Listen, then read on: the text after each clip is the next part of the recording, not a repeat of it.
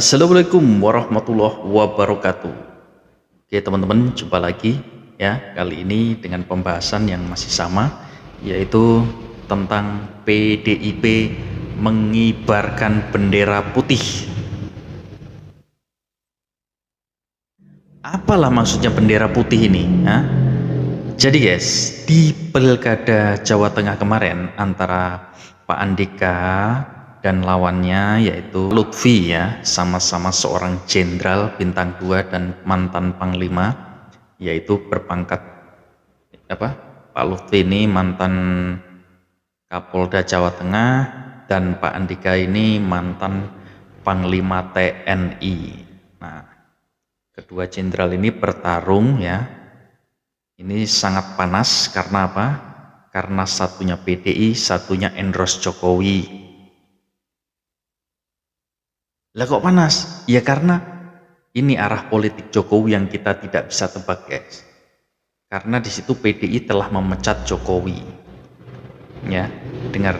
PDI telah memecat Jokowi berserta anak dan mantunya yaitu Mas Bobi Nasution. Jadi kenapa? Ya percuma juga dia mau mengajukan sengketa pun ya nggak bakal menang karena toh memang suaranya nggak mencukupi. Pak Andika ini seorang mantan tentara, tahu dia kapan maju, kapan mundur di saat strategi perang. Sebenarnya mau perang pun Pak Andika sudah tahu, yakin ini kalah gitu loh.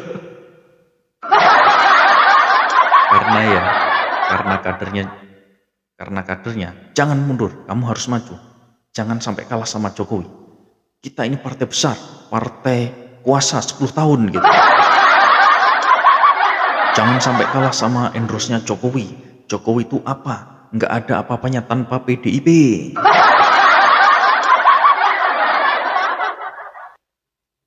Tapi ya nyatanya kebalik kok, sekarang PDI apa tanpa Jokowi gitu loh. Iya, ini masa kelamnya PDI telah memecat Jokowi. Nah, sekarang baru nyadar dia, iya kan? Oke, kita simak saja pembahasan bersama Opung Pardelak yang sangat seru. Ikutin sampai selesai ya. Berita terbaru, tapi bukan tentang Hasto. Bosan. Aku aja muak kali. Aduh, ya, yang ini lebih panas lagi. Jadi, Andika Perkasa dan Hendrar Priyadi yang kemarin adalah calon gubernur dari PDIP di Jawa Tengah, akhirnya mencabut gugatannya ke MK. Pasangan calon gubernur dan wakil gubernur Jawa Tengah Andika Perkasa dan Hendrar Prihadi, Andika Hendi, mencabut gugatan sengketa hasil pemilihan kepala daerah Pilkada Jawa Tengah 2024. Pencabutan gugatan sengketa ini dikonfirmasi Mahkamah Konstitusi. Informasi itu dibenarkan Kepala Biro Humas dan Protokol Mahkamah Konstitusi Pan Muhammad Faiz di Gedung 1 MK Jakarta, Senin 13 Januari 2025. Adapun menurut keterangan Faiz, pihak Andika Perkasa dan Hendrar Prihadi mengajukan surat pencabutan pada Senin 13 Januari 2025 siang.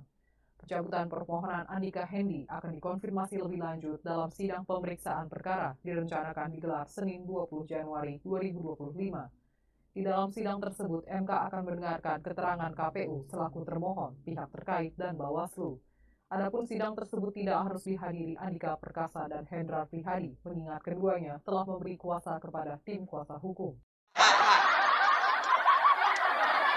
Jadi belum yang nyambung ya. Ini frekuensinya harus disambungkan ini karena frekuensi kalian semuanya tentang si Hasto ini.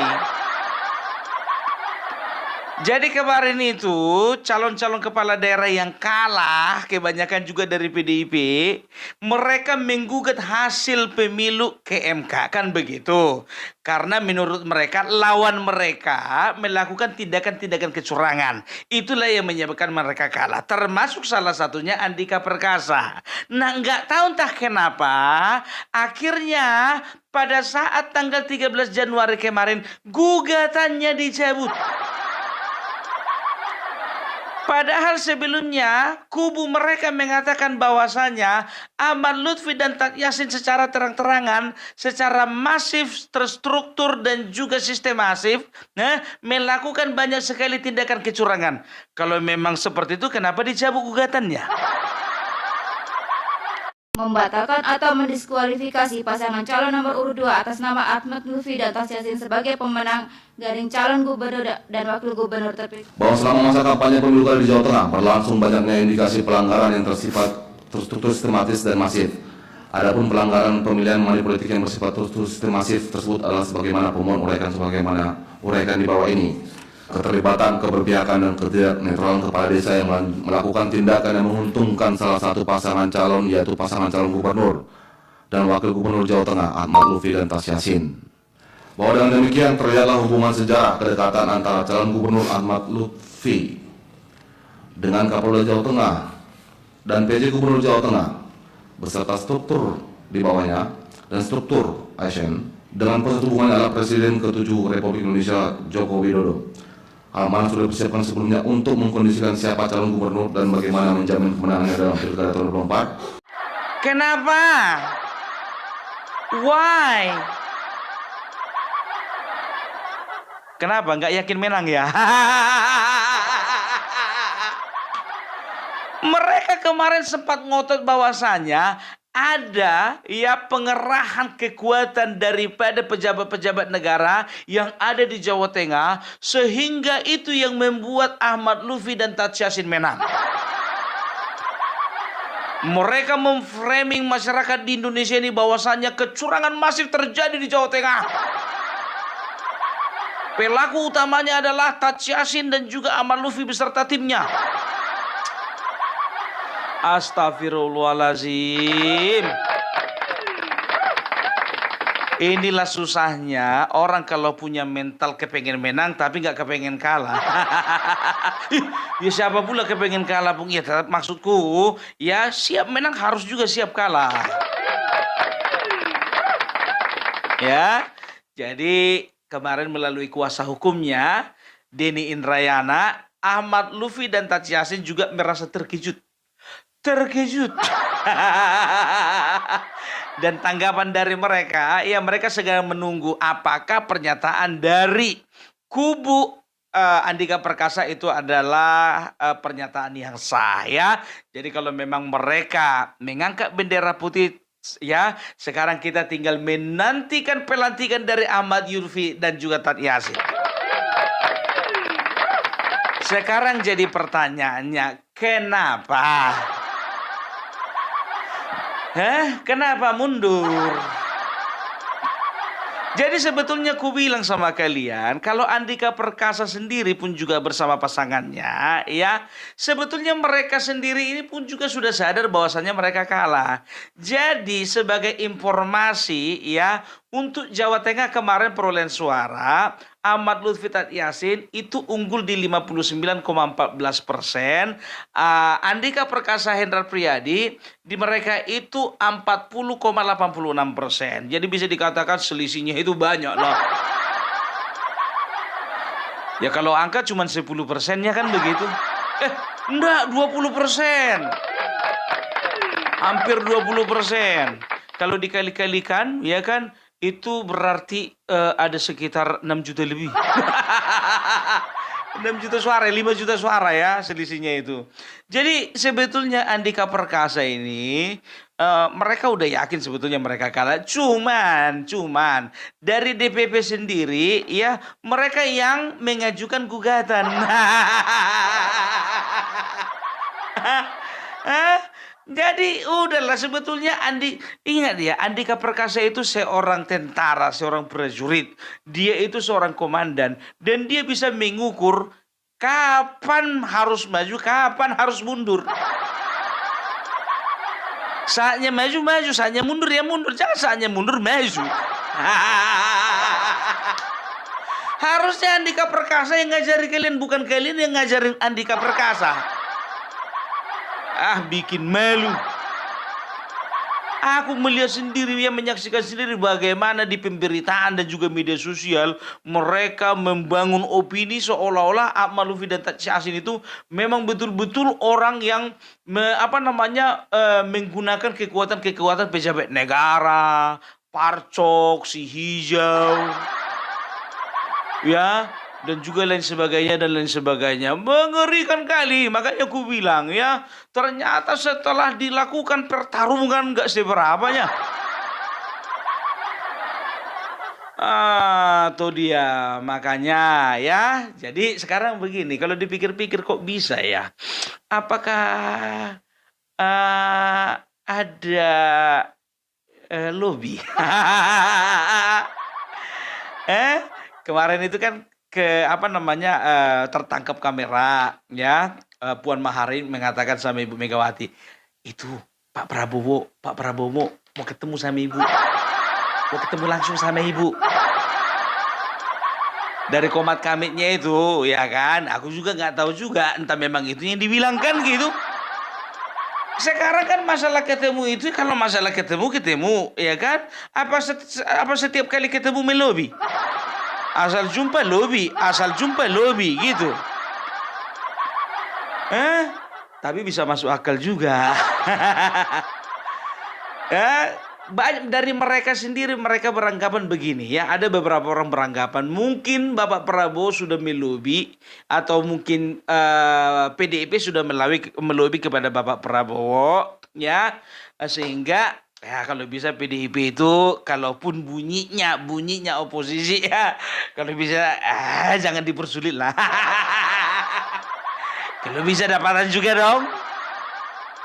Yang nggak ada di kabinet ya di lembaga lain. Sehingga ya di beberapa daerah yang dimenangkan oleh Kim udahlah mundurlah ini PDIP kan begitu. Ya supaya apa? Supaya tidak ada konflik ke depannya kan begitu, supaya mempermudah supaya mempermudah konsolidasi kan begitu. Kalau aku bilang sih kalau kayak gitu ya terlalu kerdilnya itu, apa rupanya untungnya? Ku tanya lu sama kalian, apa rupanya untungnya kalau misalnya PDIP masuk ke kabinet? Nggak usah, udah berjalan dengan baik itu. Udah cocok itu, udah pas. Nggak perlu lagi dimasukin orang baru. Itu dia. Jadi kalau aku bilang nggak ada hubungannya ini antara lobinya Bapak Prabowo dengan pencabutan gugatannya dari Andika Perkasa. Cuman mereka sudah ngukur kekuatan aja lah. Capek lo sebetulnya kayak si Andika itu, betul. Capek karena dia udah tahu, dia udah ukur kekuatannya, nggak mungkin kita menang. Datang DPP pasti menang. Datang dia nggak usah lagi, biarkan aja. Datang DPP maju terus. Akhirnya mungkin habis kesabaran Andika Perkasa. Kalian lah maju kalau mau maju, kalau aku ndak. Datanglah DPP pusat. Ya udah kalau memang nggak maju umumkan. Makanya ketika wartawan bertanya kepada Sendra Priadi, kenapa bisa begitu? Tanya aja lah DPP langsung.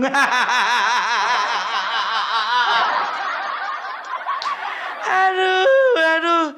Jadi udah saya bahwasanya ya, kandang banteng sudah diserahkan kepada burung Garuda. Jadi udah nggak ada lagi namanya kandang banteng, karena bantengnya sendiri pun juga udah nggak mau lagi mempertahankan.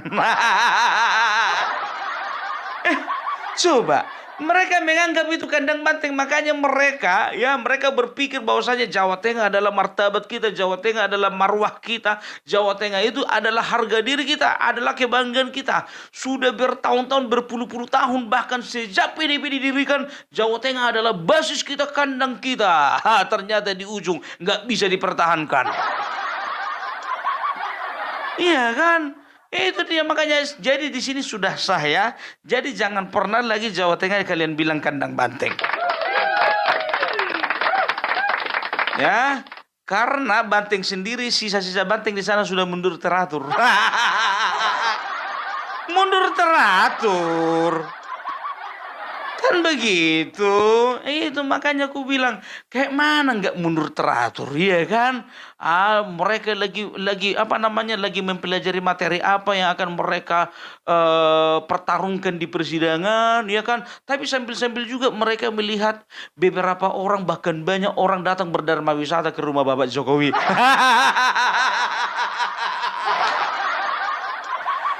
Andai kan rumah Bapak Jokowi di Jawa Timur, nggak begitu sebetulnya stresnya mereka.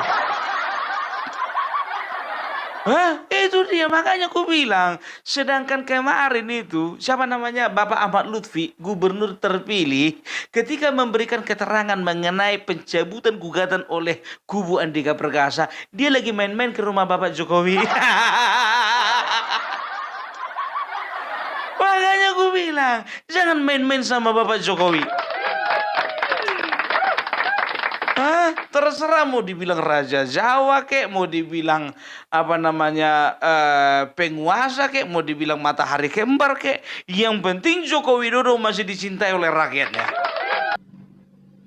Oke, sudah sangat jelas pembahasan dari Opung Parpilak tadi ya.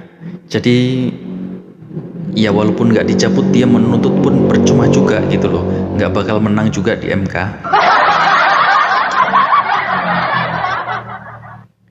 Lah iya, Jokowi itu apa toh? Yeay, itu kata Megawati.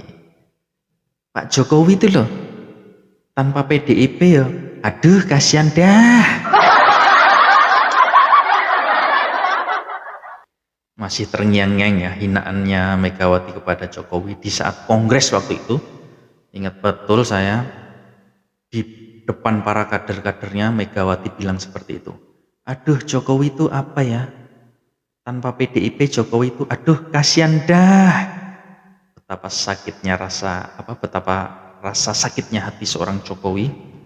Namun di situ dia hanya terdiam. Walaupun gimana ya, rasa sakit itu ada gitu loh. Dia mau bertindak, dia masih presiden dan masih kadernya PDI. Tapi dengan pemecatannya ini, waduh, dengan leluasa dong Jokowi mengubah atau membolak-balik arah politiknya. Begitulah ceritanya. Oke, jumpa lagi dengan video berikutnya, tentunya dengan pembahasan-pembahasan yang masih sangat menarik tentang dunia politik Indonesia yang semakin panas antara PDI dan Jokowi. Terima kasih, jumpa lagi dengan saya di video berikutnya.